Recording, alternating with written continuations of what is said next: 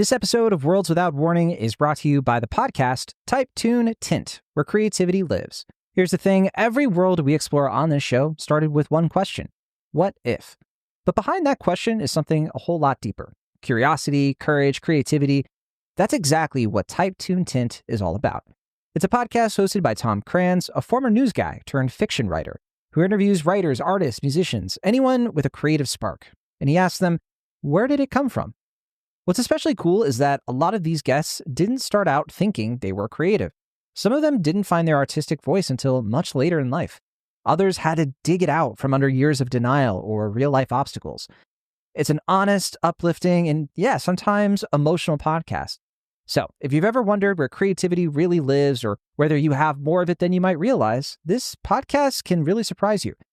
Check out Type Tune Tint wherever you get your podcasts. And now, let's open up today's world.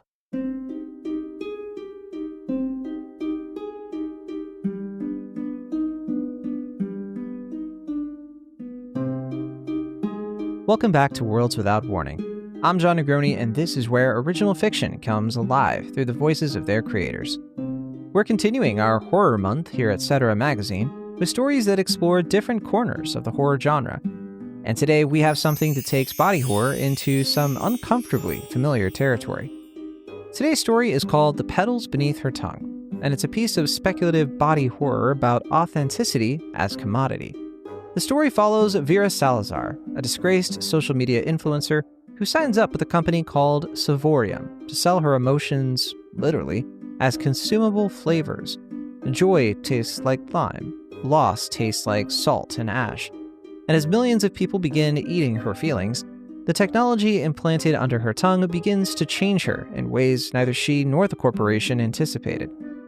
This is a story about what happens when empathy becomes forced, when the boundary between self and other dissolves completely. It's about sacrifice that might be transcendence, or might be annihilation, or both. Sometimes the cost of being seen is becoming something you can no longer recognize. Content warning, this story contains body horror, medical procedures, and themes of exploitation. If visceral transformations or loss of bodily autonomy are difficult subjects for you, then you may want to skip this week's story. After I read the story aloud, I'll share some thoughts about the meaning of it all and what's going on with that ending. It gets a bit technical, so I hope you'll stick around for that. As always, you can find the written version of this story along with many others over at savoriummagazine.com. And now, here is The Petals Beneath Her Tongue. The Petals Beneath Her Tongue. Written by Jon Negroni. Edited by Natalia Emmons. Read aloud by Jon Negroni. Content warning. This story contains body horror, medical procedures, and themes of exploitation. If visceral transformations or loss of bodily autonomy are difficult subjects for you, then you may want to skip this week's story. The contract was printed on glass and glowed faintly against her skin, as though light itself wanted her signature. Temporary sensory partition, it promised. Such polite words for a dismemberment of the soul. Vera read each clause like a prayer to a god she most certainly did not believe in, remembered that she did believe in making rent this month, then signed without looking at the final lines. Hope had a taste, she realized, a touch of copper mixed with sugar, and it sat on her tongue as the clinician led her toward the chair. Open, Dr. Kwan said, her voice soft as gauze. Let the body make room. Her body was in a most unfamiliar room. White tiles, white screens, white silence. Refrigerated breath hissed from the vents like a mechanical choir. Every wall gleamed as if scrubbed free of its history. The chair reclined with ecclesiastical gravity, and Vera lay back, her jaw trembling. For a heartbeat, she felt absurdly holy, like Kwan viewed her, as a lamb on some pristine altar. A far enough cry from the Savorium ad that brought Vera here, promising to pay her both financially and reputationally for selling her emotions to millions of strangers. Emotions they could pay to taste with a single tap on their phone. This will sting, Quan murmured. Pain is simply attention. Attention is progress. The tools descended. Slender, luminous needles the shape of angelic quills. The shadows teased her throat. A brace widened her mouth, and she smelled her own fear, a sweetness curdled by metal. Screens pulsed pastel commandments. Savorium cares. Savorium converts. Savorium listens. Now breathe, Quan said, though what she likely meant was surrender. Pressure first, then heat. Then a revelation that began under her tongue and crawled upward through her nerves. The needles sang as they entered. She saw colors she didn't know names for. Violet with a pulse, yellow that sighed. Her tongue blossomed into a geography of meaning. Valleys of salt, plains of grief, the high bright mountains of childhood joy.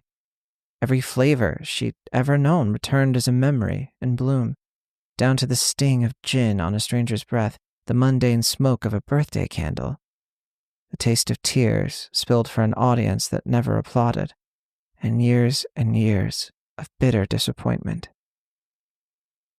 She was weeping now, but the brace held her open, obedient. Perfect density, Quan said, clinical and tender all at once. You metabolize emotion rather beautifully. The sentence struck home. To metabolize emotion, wasn't that all she'd ever done? Make marketable the ache beneath her ribs, distill heartbreak into social media content? Since the scandal and her botched apology video, the algorithm had learned to digest her in kind. The screen above Vera's heart displayed her pulse in kaleidoscope colors. Quan reached for something small and shining, a seed, translucent as spit, veined with circuitry fine as cobweb silk. This is the anchor, she said. Petal 9 substrate. Will live under the tongue, somewhere between truth and appetite. Vera's throat flexed. Does it hurt? It blooms, Quan corrected. Pain is just the body trying to understand its own map of infinity. The seed touched flesh and adhered with a kiss. Cold radiated outward, exquisite and unsettling at once. For an instant she felt her tongue recoil in curiosity. The mesh whirred alive into a faint purr. Light fractured behind her eyes, every heartbeat tasted of color. When it was done, Quan withdrew her hands as though finishing a benediction. You may close, she said, though closing felt impossible now. Vera swallowed anyway and felt the seed move, burrow, settle. This foreign beacon, a portal perhaps between her and the people who'd forsaken her for a single misstep, a single miscommunication. Now she would communicate with a completely different sensation, an honest one. The most honest one, perhaps. Outside the clinic window, the city shimmered under a film of heat. An almost crooked billboard advertised the show she'd been up for less than a year ago. The slot filled by an up-and-coming rival she didn't even know she had. What would the algorithm make of her now? The so-called influencer resurrected in flavor? The patron saint of palates? The literal tastemaker? A soft, metallic taste coated her teeth, bright and strange. She licked her lips and tasted the future, warm and electric. And for the first time in months, she felt seen again. Savorium paid Vera quickly, as if afraid her holiness might spoil. The first experience, joy, lime bloom, was released under a halo of advertising so luminous it could blind a conscience. Her smile returned to the public as an offering of communion. On the thumbnail, she was caught mid-laughter, a shimmer of citrus vapor coiling from her lips, the caption reading, "Taste the thrill that survived Vera Salazar." The flavor sold out in 40 minutes. Vera watched the numbers climb from her small apartment, its walls papered with the dust of old ring lights. On her tongue, the seed thrummed in its gentle engine of intimacy, reminding her that every joy purchased was harvested from her own flesh. And at night she would taste echoes of her clients. One of them a girl giggling into her first spoonful and feeling summer burn behind her eyelids. A man dissolving into laughter at a comedy show until he wept. Thousands of mouths praying through her name. She was feeding the world, and it was hungry for her. When she returned for recalibration, Quan examined her with the reverence of a jeweler appraising a cursed diamond. "Any discomfort?" "Only when I eat," Vera said. "Food feels like a lie." Quan nodded, the ghost of a smile haunting her face. "The palate evolves over time. What once filled you now offends you. You are becoming rather selective." Selective, another word for better. Vera wondered if the doctor would agree. They moved on to loss, salt ash, a deeper extraction, the taste of endings refined until it could be safely consumed. This time the process burned her tongue. The mesh underneath pulsed and bled gold light. Tears ran down Vera's face, hot salt translating to data, grief encoded in sugar molecules. She heard the machines murmur her sorrow back to her in soft, mechanical empathy. "Beautiful yield," Quan whispered. "So clean." Afterward, Vera staggered to the mirror. Her reflection looked back with a stranger's calm. She smiled. And in that smile was devotion and rot, both of which were indistinguishable to her at this point. When Loss launched, it became a week-long phenomenon. People filmed themselves spooning her sadness in the dark. Many of them wrote original songs about the experience, and one restless college student even stitched together an entire video of people in different cities, states, and even countries singing about the taste of Vera Salazar in a blissfully imperfect unison. Many of them raised their hands throughout, as if on pure instinct. In the comments, one woman wrote, "I cried, and it was delicious." Another, "My husband left me, and I finally understand why." The comments blurred into a single throat chanting her name. Vera scrolled until her eyes ached, until the seed pulsed in sympathy. She tasted their tears in her sleep. It was in the third week that the change began. Vera woke with the sense that her mouth was listening to her dreams. The seed in her mouth felt warm now, occasionally twitching like a second heartbeat. And sometimes, only sometimes, she could taste something not her own. The crackling sweetness of rain striking stone, the dust of a child's chalk drawing, even the quiet flavor of someone praying for her. She told Quan all of this in a single breath. The doctor merely looked pleased. "Crosstalk," she said. "A sign of integration. You're syncing beautifully with your audience." Audience. The word filled Vera's mouth suddenly, like blood after a broken tooth. At home, the city glittered through her window, all those lights like tiny tongues tasting the dark fog mixing with smog and rust. Her body buzzed alongside it. Later, she dreamt she was walking through a market of souls, each stall a mouth, each vendor selling bottled laughter and tears. They called to her in every voice she had ever loved.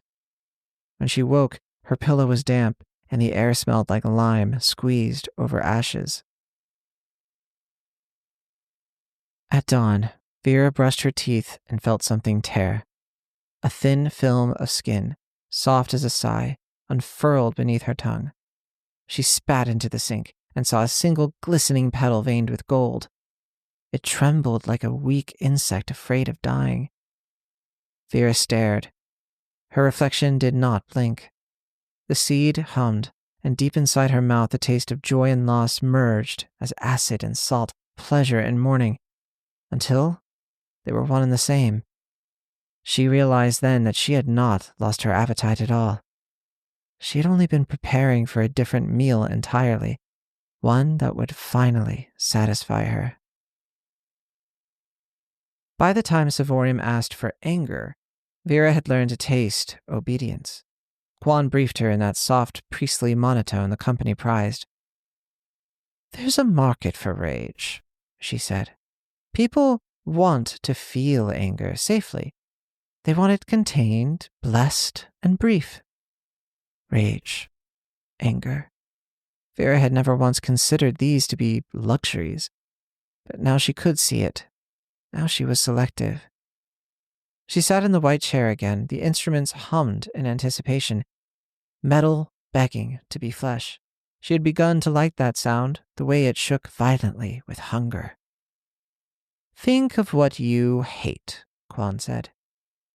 The list unfurled behind her eyes without hesitation. The anonymous mouths that spat her name until it lost its shape, the talent agents who called cruelty honesty, the musk of Hollywood desperation worn as perfume. She let the anger rise until it steamed from her pores. The mesh drank it with greedy lust. Afterward, the room smelled like a dead body dipped into a vat of boiling chocolate. "Perfect," Quan murmured. "It's alive and absolutely beautiful." When Vera opened her eyes, the walls looked swollen shut. The white had taken on its own pulse somehow. She realized it wasn't the room at all, it was her own blood echoing through the tile. The drop launched at midnight. Bitter light. The world devoured it like a cult meeting gone feral. Videos of people screaming through spoonfuls, faces red, veins proud, and smiling as if purged. Most of the comments said it tasted like the pure truth everyone knew, but was too afraid to say out loud. In her apartment, Vera tried to sleep, but the flavor of their fury kept leaking back to her in penny copper tongues, pressing against hers through the digital dark. She could feel them, millions of teeth chewing her memory of pain. She pressed her palms to her cheeks and felt the pulse inside her mouth reply with mindless reassurance. The next morning, she brushed and felt something tender and resistant catching the bristles. She spat into the sink and saw it glimmer there. Another small petal. This one, milk white, with a blush of gold at its tip. It quivered when the air touched it. She lifted her tongue. Another petal was forming underneath, soft as unbaked bread. Her mouth had begun to bloom. She went back to Quan soaked with sweat. "It's growing," she said. Quan leaned close, light haloing her surgical mask. "Of course. You're adapting, which is totally normal. The substrate is protective tissue. Think of it as armor. It feels like it wants to choke me." "Maybe it will." Quan's eyes, so calm, did not quite hide their fascination. "Every saint needs stigmata." Armor, saint, stigmata, fancy words that still left the taste of antiseptic honey on her tongue as she left the clinic. That night, Vera dreamed of her own teeth falling like snow. Each flake melted on her lips and whispered a word. She woke, knowing one of them all too well. Hunger. The same hunger she thought she'd erased for good. Short days blurred into shorter weeks. The petals multiplied, 2, then 4, each one humming faintly as if keeping time with invisible music. Vera began to taste things before they happened. The iron of storms, several minutes before the first boom of thunder. The sickly, sweet cola of apologies not yet spoken. The mesh had dissolved the barrier between anticipation and experience. She was all appetite. Quan called again. "The clients want something restorative, something to ease them after the burn." Forgiveness. They meant forgiveness. Vera laughed until her throat hurt. You can't eat forgiveness," she said. "That's what they said about joy," Quan answered. "Come in tomorrow." The lights inside the clinic dimmed to a cathedral hush. Quan adjusted her instruments. "Imagine forgiving them," she said. "All of them. Let it fill the mouth." Vera closed her eyes. She tried.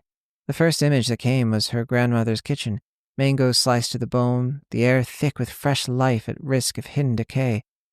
The memory softened something in her. The petals stirred, tasting the image as if it were overripe flesh. Good, Quan whispered. Hold that. The pain came sudden and intimate, like being kissed by a razor. The mesh pulled deep. She felt her anger turn to something molten, something that could no longer hold shape. It flowed out of her in waves of sugar and salt, and when it was over, she tasted blood and milk and mercy.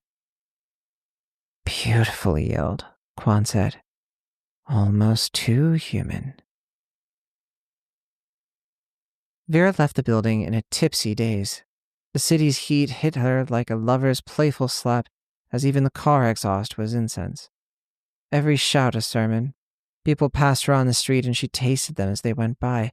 Their grief, caffeine, cheap lipstick, lust, sincerity, veneer of personality. Their flavors mingled inside her like a choir trying to harmonize. Under her tongue, the petals pulsed in rhythm with those passing hearts. She understood then that she was no longer the meal, she was the mouth. Vera leaned against a lamppost, head spinning, and whispered a prayer she didn't mean to speak. Let them taste what I really taste. The wind shifted, the air bit her tongue with its rotting perfume. Somewhere, miles away perhaps, a woman gasped mid-spoonful, certain for a heartbeat she'd heard someone whisper her own name. By the 8th week, Vera's tongue was no longer a tongue. It was a garden breathing beneath her words. Each petal shimmered with light caught from unseen suns. When she spoke, her sentences left trails of pollen instead of air. Savorium's instruments deemed it aberrant growth and likely unacceptable. Quan considered this a total victory. Incredible. You're creating an auditory feedback, the doctor said, half awed. The city's sensory grid is lighting up whenever you dream. Vera smiled. The flower rustled inside her mouth, pleased to be overheard. That night she dreamt of the world tasting itself. Skyscrapers licking the clouds, rivers drinking their own reflections. Every tongue, every nerve ending confessing the same small truth. We want to be felt. When Vera woke, the dream had not ended. The air vibrated thick with savory relief. Through the window, she saw people staggering into the street. Eyes half closed, mouthing sentences to no one. Their lips glowed faintly as if a new sense had been installed as a beta update. She knew then that the mesh had finished its work. It had stopped recording and started brainstorming. She went outside barefoot. The pavement throbbed like it could suffer under her feet. Each step released a taste of smoke, salt, honey, sorrow. Wherever the wind passed her face, it carried another mercury, another flavor. She could feel the city listening, patiently. When Quan found her, hair undone, mouth open to the night, she whispered, Oh, you're resonating with them. You need containment. Vera shook her head and opened her mouth wide. The flower unfurled in four, each petal more hollow than breath. Everywhere people paused. Screens froze, voices hushed. The world began to reflect back the effort she had put into them. Taste immediately became contagion. Lovers felt each other's despair as a creamy aftertaste. Strangers shared the rustic sting of fear and were gentled by it. For a few trembling minutes, no one was alone inside their cabin. It was unbearable. It was divine. Quan reached for her, tears on her eyes. What are you doing to us? Vera smiled, a slow, reverent smile as if unveiling the meaning of pain. She opened her mouth, but no words had room for release. Only petals, loosed one by one, drifting from her mouth into luminous seeds. Where they landed, people shivered and remembered the taste of lime and ash, blood and forgiveness. The city breathed once, enormous and altogether. Vera sank to her knees on the bridge. Quan caught her, felt the heartbeat flicker out beneath her palm.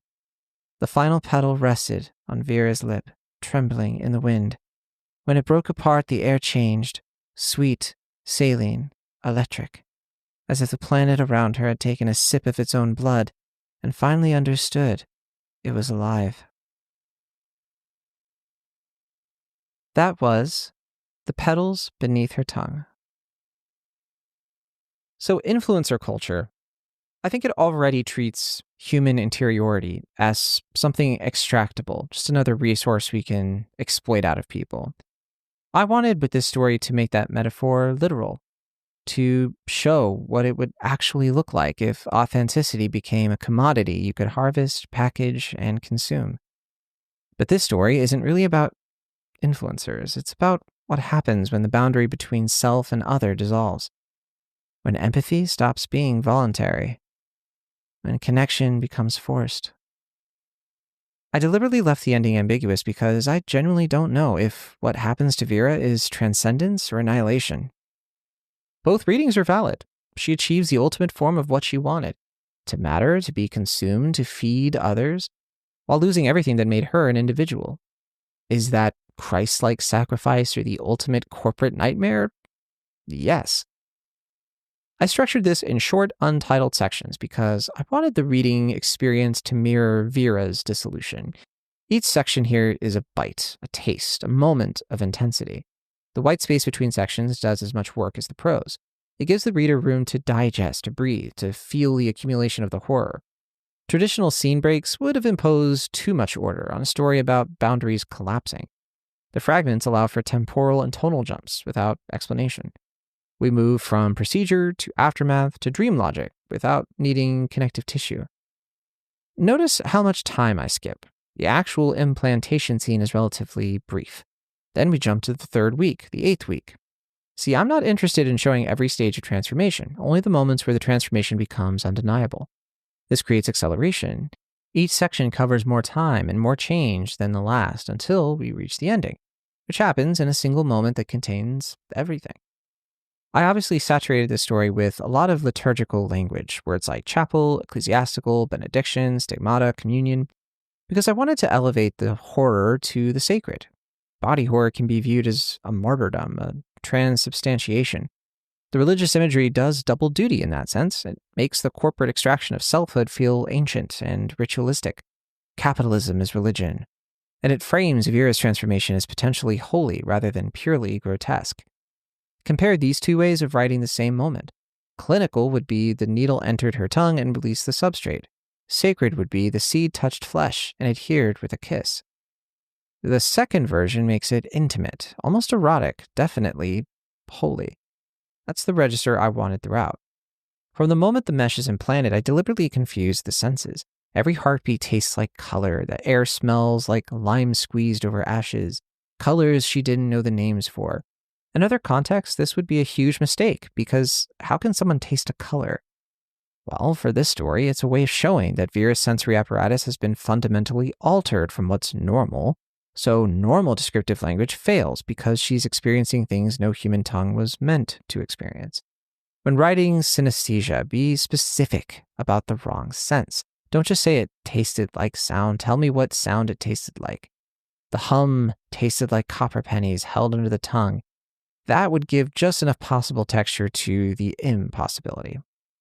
Notice, too, what's absent from this story. We never see Vera eating after the procedure. We never see her trying to have sex or shower or live a normal day. These absences are obviously intentional. They let the reader's imagination fill in the horror of what it would mean to taste everyone constantly. The most effective moment of implied horror might be this line.